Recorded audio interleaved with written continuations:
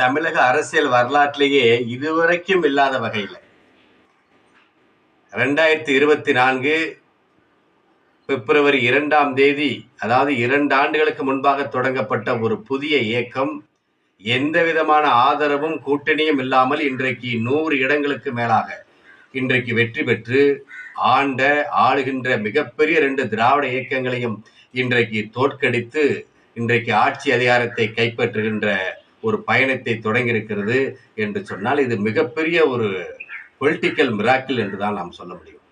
அந்த வகையில் இன்றைக்கு ஆளுகின்ற திமுக, ஆண்ட அதிமுக ஆகிய 2 கட்சிகளும் கூட இன்றைக்கு வலிமையான ஒரு எதிர்கட்சியாக இன்றைக்கு வந்திருக்கிறது. அந்த 2 மிகப்பெரிய திராவிட இயக்கங்களை எவ்வாறு சட்டமன்றத்தில் எதிர்கொண்டு இந்த புதியவர்களான சட்டமன்ற உறுப்பினர்கள், புதிய மாண்புமிகு முதலமைச்சர் திரு விஜய் அவர்கள் போன்றவரெல்லாம் இன்றைக்கு எவ்வாறு அவர்களை சமாளித்து இந்த வாக்குறுதிகளை நிறைவேற்றப் போகிறார்கள், சட்டமன்றத்தை நடத்தப் போகிறார்கள், திட்டங்களை கொண்டு வரப்போகிறார்கள் என்பது எனக்கு தெரியவில்லை. அது மிகப்பெரிய கேள்வியாக இருந்து கொண்டிருக்கிறது. மேலும் இன்றைக்கு அரசியல் நிலவரங்களை, வாக்கு எண்ணிக்கைகளை பார்க்கின்ற போது இன்றைக்கு தனித்து தாவேக ஆட்சி அமைக்குமா என்பதே ஒரு கேள்விக்குறியாக இருக்கிறது. ஏனென்றால் தொங்கு சட்டசபை அமையக்கூடிய ஒரு சூழ்நிலை நோக்கி தான் போய்கொண்டிருக்கிறது.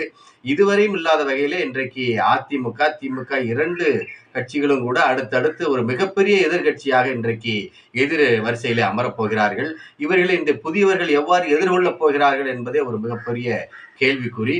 அத்தோடு அவர் அறிவித்திருக்கிற வாக்குறுதிகள், அவற்றை அந்த வாக்குறுதிகளை நிறைவேற்றுவதற்கான நிதி ஆதாரங்கள், நிதி தேவைகள் எல்லாம் எவ்வாறு நிறைவேற்றப் போகிறார்கள்.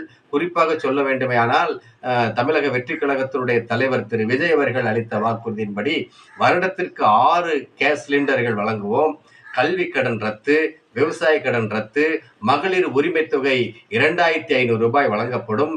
அத்தோடு திருமண உதவிக்காக அந்த பெண்களுக்கு பட்டு புடவையோடு 1 சவரன் தங்க நகையும் வழங்கப்படும் என்று தொடர்ந்து பல்வேறு வாக்குறுதிகளை வழங்கியிருக்கிறார்கள். இவற்றையெல்லாம் அவர் எவ்வாறு நிறைவேற்றப் போகிறார்? இவர் நிறைவேற்ற தாமதித்தால் வலிமையான எதிர்கட்சியாக எதிரிலே இருக்கக்கூடிய திமுக, அதிமுக போன்ற கட்சிகள் விடுவார்களா என்பதையெல்லாம் இன்றைக்கு மக்கள் மன்றத்திலே எழுந்திருக்கக்கூடிய ஒரு மிகப்பெரிய கேள்வி. இன்றைக்கு இந்த புதிய ஒரு ஆட்சி அமைப்பதற்கு இந்த கருத்து கணிப்புகள் எல்லாம் மீறி ஒரு ஆட்சி அமைப்போகிறது என்று சொன்னால் இதற்கு மிக மிக முக்கிய காரணம் குழந்தைகளும் ஒரு காரணம், இளைஞர்களும் காரணம்.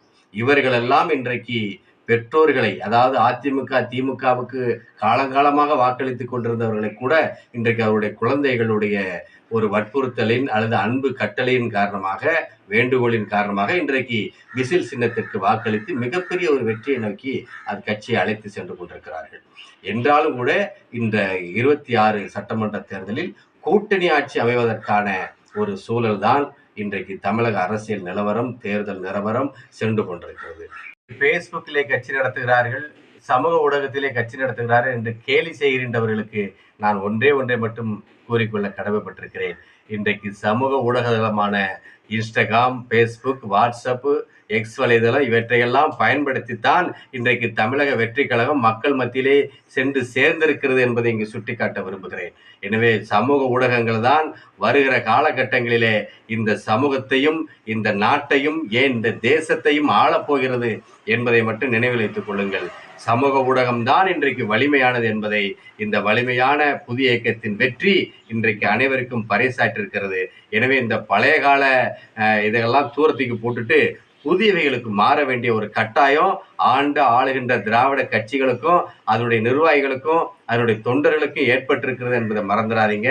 எல்லாவற்றுக்கும் மேலாக இந்த 2026 தேர்தலிலே மாபெரும் வெற்றியை பெற்று மாண்புமிகு தமிழகத்தின் முதலமைச்சராக பொறுப்பேற்கவிருக்கின்ற தளபதி திரு விஜய் அவர்களுக்கும், புதிதாக பொறுப்பேற்கவிருக்கின்ற மாண்புமிகு அமைச்சர் பெருமக்களுக்கும், சட்டமன்ற உறுப்பினர்களுக்கும், அந்த கழகத்தினுடைய இளம்படை சிங்கங்களுக்கும், பெண்களுக்கும், பெரியோர்களுக்கும், இந்த மாபெரும் மாற்றத்திற்கு வாக்களித்திருக்கின்ற பெரியவர்கள் அனைவருக்கும் எங்களுடைய திராவிட வெற்றி கழகம், தென்னாடு முன்னேற்ற கழகத்தின் சார்பில் மனமார்ந்த வாழ்த்துக்களையும் நன்றிகளையும் தெரிவித்துக் கொள்கிறேன்.